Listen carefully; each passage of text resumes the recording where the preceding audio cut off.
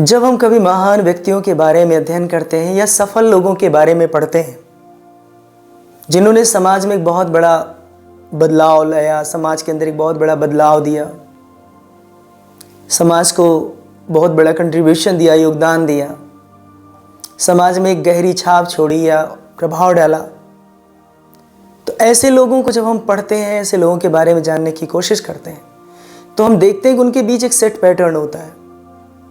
और आज मैं उन्हीं पैटर्न्स के बारे में बात करूंगा। कहते हैं अगर ये तीनों पैटर्न्स अगर आपके पास हों, अगर ये तीन ऐसी क्वालिटी जिनकी वजह से उन लोगों ने समाज के अंदर इतना बड़ा बदलाव दिया, समाज में इतना बड़ा योगदान दिया, समाज में इतना गहरी छाप छोड़ दी, लोगों को इन्फ्लुएंस कर दिया, हम उन्हें फॉलो करने को तैयार हो गए, फोर्सफुली नहीं विलिंगली फॉलो करने के लिए तैयार हो गए। आखिर वो कौन सी तीन सी ऐसी चीज़ें हैं जिनको कहते हैं अगर ये तीनों चीज़ें हमारे में या आप में अगर ये शामिल हो जाए, शुमार हो जाए, तो फिर कहते हैं कि दुनिया पर शासन करने के लिए और किसी चीज़ की ज़रूरत नहीं है। कहते हैं अगर ये तीनों चीज़ें आपके पास हो तो ये तीनों चीज़ें मिलकर के दुनिया पर शासन करा सकती हैं। तो देखते हैं कि आखिर वो तीनों चीज़ें हैं क्या। और ये बात मैंने सीखी the 8th habit Stephen R Franklin की बुक से, और उन्होंने इतना बढ़िया से इसको समझाया। जब मैंने इसको पढ़ा तो वो बहुत ज़्यादा काफ़ी इन्फ्लुएंस हुआ कि आखिर वो तीन ऐसी चीज़ें कौन सी हैं जिनकी वजह से इतना बड़ा कंट्रीब्यूशन, इतना बड़ा चेंज, इतना बड़े प्रभाव डालने की क्षमता आई। तो देखते हैं, सबसे पहले डिस्कशन करेंगे सबसे पहले रूल पे या सबसे पहली क्वालिटी या ट्रेड्स पे। वो ये है कि जो लोग समाज में बड़ा योगदान देते हैं या सफल होते हैं, उनके अंदर एक बहुत बड़ी पावर होती है, एक बहुत बड़ा ट्रेट होता है। वो बहुत बड़े फॉरसाइटर होते हैं, भविष्य दृष्टा होते हैं, भविष्य देखते हैं। वो भविष्य दृष्टि उनके पास होती है, मतलब आने वाले समय में क्या पॉसिबल है। यानी इस मस्तिष्क रूपी आँख से, ये जो मस्तिष्क है, इस आँख से वो देख लेते हैं कि आने वाले समय में होना क्या है, क्या चीज़ शेप ले सकती है, क्या चीज़ पॉसिबल है। क्योंकि अगर भविष्य दृष्टि आपके पास है, भविष्य को देखने की क्षमता आपके अंदर हो रही है, तो आप उन कल्पनाओं को, जो अभी हालांकि कल्पना ही है क्योंकि अभी तो सच नहीं हुई है, लेकिन आप उनको केवल फैंटेसी मान के मत चलिए। जो इंसान भविष्य देखता है ना, लोग हो सकता है उसका मजाक उड़ा दें, लेकिन किसी ने सच कहा है कि जो आज सच है वो कभी कल्पना थी, वो कभी फैंटेसी थी, वो कभी इमेजिनेशन थी। हाँ, हम आज देखते हैं कि वो सच हो चुकी हैं, लेकिन जिसने भी अपनी उस भविष्य दृष्टि का इस्तेमाल किया, उसको उसने देखा और आने वाले समय में वो सच साबित हुई। भविष्य दृष्टि होने से सबसे बड़ा फ़ायदा हमें क्या मिलता है? सबसे बड़ा फ़ायदा ये मिलता है कि हम पॉसिबिलिटीज़ को देखने लगते हैं। लोगों में, प्रोजेक्ट्स में, किसी और चीज़ों में हम देखते हैं कि वेयर पॉसिबिलिटीज़, संभावना है कहाँ। अगर हम भविष्य दृष्टा नहीं हैं, भविष्य को देख नहीं पा रहे हैं, तो हम किसी भी इंसान के अंदर छिपी हुई संभावना को जान ही नहीं पाएंगे। और कहते हैं ना, अगर संभावना नहीं दिखी तो हमारे अंदर क्रिएटिविटी कहाँ से आएगी। जब हम संभावना देखते हैं तब कुछ क्रिएट करते हैं। तो सबसे पहले ज़रूरी बन जाता है कि हम उस संभावना को समझें कि पॉसिबिलिटी है कहाँ। और ये चीज़ समझने की क्षमता हमारे अंदर कब आती है? जब हम भविष्य दृष्टि की तरफ बढ़ते हैं, अपने इस मस्तिष्क का पूरी तरीके से दोहन करते हैं, 100% यूटिलाइजेशन करते हैं, और फिर हम उन चीज़ों को देखने की कोशिश करते हैं, उन संभावनाओं को जानने की कोशिश करते हैं जो चीज़ें हम कर सकते हैं भविष्य में।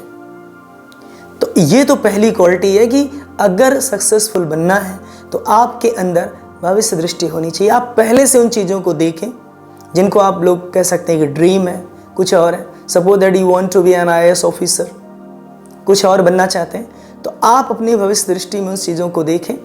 और जब आप उन चीज़ों को देखेंगे तो अभी वो कल्पनाएं लग रही हैं, लेकिन आगे चल के उन्हें रियलिटी में कन्वर्ट होने में टाइम नहीं लगेगा। तो पहली क्वालिटी तो आपको अपने साथ रखनी है, वो है कि आप भविष्य में देखिए कि भविष्य में क्या चीज़ें छिपी हैं, और जैसे ही करेंगे आप तुरंत जानने लगेंगे संभावनाएं कहाँ पे हैं। दूसरी बात आती है अनुशासन की। अनुशासन उन्हीं पॉसिबिलिटीज़ को जो भविष्य दृष्टि ने जिनको देखा, जिनको उस मस्तिष्क ने देखा कि ये चीज़ें संभव हैं, चाहे लोगों में हो या किसी में हो, तो वो चीज़ें जब वो देख लेता है तो अब बात आती है डिसिप्लिन की, अनुशासन की। यानी ये जो बॉडी है, ये शरीर है, अब उन्हीं देखी हुई कल्पनाओं को, जिनको अभी केवल फैंटेसी मान के चला जा रहा है, जिनको हम पॉसिबिलिटीज़ मान रहे हैं, उनको रियलिटी में कन्वर्ट करने के लिए अब डिसिप्लिन रोल प्ले करेगा। बॉडी वर्क करेगी, शरीर काम करेगा। अब आपको महज क्षणिक आनंद के लिए, मतलब ट्रांजिटरी प्लेजर के लिए या मोमेंटरली प्लेजर के लिए आपको उन अच्छी चीज़ों को सैक्रिफाई नहीं करना है जिनकी वजह से भविष्य दृष्टि ने जिसको देखा उसको आप पूरा ना कर पाए। मतलब अगर आपने कोई ड्रीमिंग करी है तो आप ड्रीमिंग को रियलिटी में कन्वर्ट करने की पावर अनुशासन में है, डिसिप्लिन में है। लेकिन ज़रूरी क्या बनता है, इस शरीर से जिससे अनुशासन आता है, आप इससे पूरा वर्क लीजिए। हाँ, हो सकता है बॉडी कहे मुझे सोना है, मुझे नहीं काम करना है, आप उससे बोलो काम करना है। ये कहेगा अभी पढ़ने का मन नहीं, अब उससे कहो कि पढ़ना है। नहीं, हम ये नहीं कर सकते, उससे बोलो करना है। क्योंकि अनुशासन ही उस भविष्य दृष्टि ने जिसको देखा, जिसको भी इस मस्तिष्क ने देखा है, उसको सच करने की पावर किसके अंदर आएगी, कैसे आएगी? इस शरीर से आएगी, इस डिसिप्लिन से आएगी।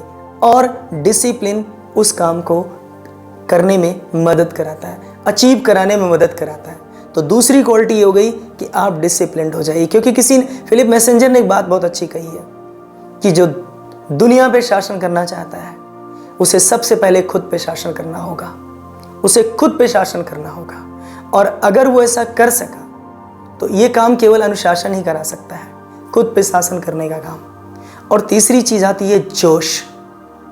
पहली हुई भविष्य दृष्टि, दूसरा हुआ अनुशासन, और तीसरा है जोश। अगर आपके अंदर जोश है, जोश है क्या? जोश वह आग है जो आपने पॉसिबिलिटीज को सर्च किया भविष्य दृष्टि यानी मस्तिष्क के माध्यम से। जोश वो आग है, वो विश्वास है, वो प्रेरणा है, वो इंस्पिरेशन है कि नहीं मुझे हासिल करना है, मैं इसे पाऊंगा। इसलिए आपने देखा होगा कुछ लोग जोश को मेंटेन रखने के लिए अपने लैपटॉप के वॉलपेपर पे उन चीज़ों को लगाते हैं, सेल फोन के वॉलपेपर पे लगाते हैं, कहीं वो स्टेटमेंट लिखते हैं, जहां वो रहते हैं उसको देखते रहते हैं। कई बार तो उसे अफर्मेशन के थ्रू करते भी हैं, सबकॉन्शियस माइंड को ट्रांसफर कराते हैं। जोश हमें उस जो भविष्य दृष्टि ने देखा, जो उस मस्तिष्क ने देखा और जो उस बॉडी यानी अनुशासन ने उसकी तरफ कदम बढ़ाया मजबूती के साथ, उसको मेंटेन रखने के लिए, उस आग को बनाए रखने के लिए जोश काम करता है। तो अगर ये तीन चीज़ें हम समझ सकें, आज जितने भी बड़े लीडर्स आए, जितनी भी बड़ी ग्रेट पर्सनालिटीज़ आई, इन तीनों का इस्तेमाल उन्होंने किया। और सच में चाहे वो मार्गरेट थैचर रहे हों या फिर महात्मा गांधी रहे हों या फिर जो खराब लीडर्स से जाने जाते हैं जिनमें कि एडोल्फ हिटलर वगैरह भी रहे हों, हालांकि ये सब भी उन्हीं तीनों का इस्तेमाल किए। लेकिन कुछ लोगों में एक चीज़ बहुत अच्छी रही, जो कि बोलते अंतरात्मा की आवाज़, यानी उनकी जो सोल है, जो उनका हृदय है, उस पर उन्होंने विश्वास किया। कुछ लोगों ने उस पर नहीं विश्वास किया। तो कहने का मतलब ये हुआ कि अगर हमारी ज़िंदगी में अगर तीन चीज़ें आएँ और तीनों चीज़ों को हम समझें, भविष्य दृष्टि, अनुशासन, साथ साथ जोश, अगर ये तीनों हमारे पास हैं तो सचमुच में कुछ भी अचीव किया जा सकता है, कुछ भी हासिल किया जा सकता है। I think this video will help you. Thanks for watching this video.